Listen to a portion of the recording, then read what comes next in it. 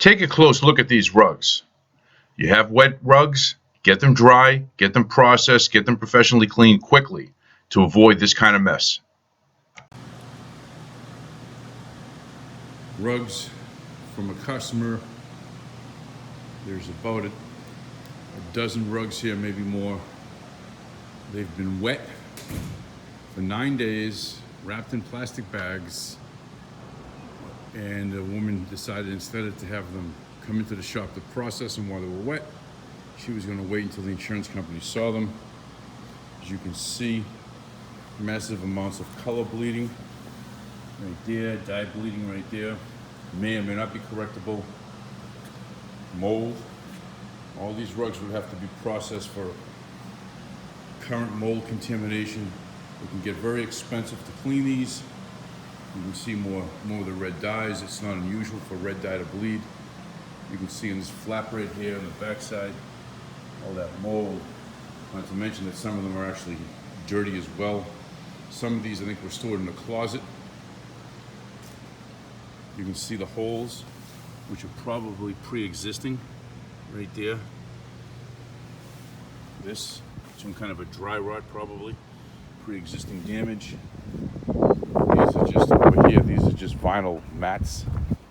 None of these rugs most likely are worth processing. All that dye bleeding to correct that is expensive. Just the washing of the rug and sanitizing it, getting rid of all that mold contamination is extremely expensive. And we're going to be giving her the bad news. You can see what we call here like a dog bite, which is this area right here, which is not actually a dog bite, but it's just missing foundation yarns and pile yarns. So this is what happens when you get a rug that's wet from broken pipe and you do not address them quickly.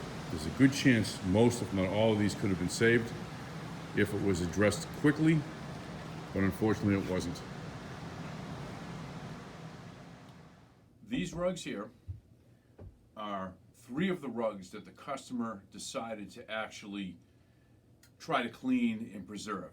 There's no real monetary value in any of these. They definitely were not worth the price, but they were sentimental to this person and they wanted to go ahead and spend the money and have them cleaned.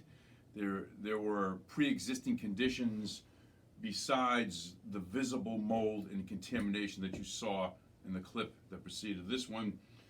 For example, these 2 Chinese rugs here both have what's known as dry rot, which means this cotton fringe, which is part of the foundation, which is in the same on this rug, which makes the structure of the rug, which is what the wool is actually woven through, had dry rot. And it didn't take much during the cleaning process to split this. Now the customer understands the risks, but a normal cleaning, normal washing of what we call a healthy rug, a rug that's not contaminated, that the wool or the cotton doesn't have dry rot, this would never happen. But you add weight to this via the water that you use to clean it with, and you start manipulating it around, you scrub it, you slide it on the floor a little bit, and this can easily happen. So that's a pre-existing condition.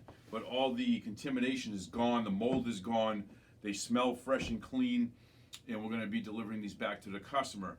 The key takeaways on this particular job, or any job where these rugs have been flooded, is get them dry quick. Even if it means putting them in your garage, letting them drain in a bathtub, getting them out of the house and in dry conditions quickly. Call the professionals in your area, have them come and take them. And the color bleeding that is so prevalent on so many of these rugs did not have to happen. The fact that they were allowed to sit in plastic bags for 9 to 10 days after they got wet, just sitting in bags, they just fermented in there. And then the dyes broke down. You'll see these 2 Chinese rugs, there was no dye bleeding. But this rug, this is the 3rd one that she wants to keep. You can see, and I'll try to get some close-ups there too, but you can see right here where that red has bled. It's not unusual, but what happens is when they come in for a normal cleaning, we test the colors for 24 hours for dye bleeding before we wash them. And if there's an issue, we have things that can help with that. But when they get flooded, they should be washed right away. Take them right to a shop, get them on the floor, scrub them, wash them. A lot of times this dye will come out. These rugs that dye where the dyes bleed, like that there, they can be stripped clean, meaning strip out that dye. It's usually 90 to 100% success. It is very expensive. So in this case, we didn't recommend it to the customer not to do it. This is a rug that she decided not to keep, but we cleaned and sanitized it just so we could show you folks. You see all this red right here, all over here, that's all dye bleeding. All that red right in here is all dye bleeding. Same in this big cross, all that ivory color that's got the red in it, that's all dye bleeding. On this rug here, dye bleeding, you can see it right there. That did not have to happen. If this got flooded again, if you get the same day pickup service from a company like ours or somebody in your area, they can put it on a wash floor, get it cleaned, get it sanitized. There'd be no mold growth, no sanitation cost related to cleaning them, and you probably wouldn't have this dye bleeding. Waiting is not the option. So if you have questions, comments, please leave them below. We'd love to hear from you.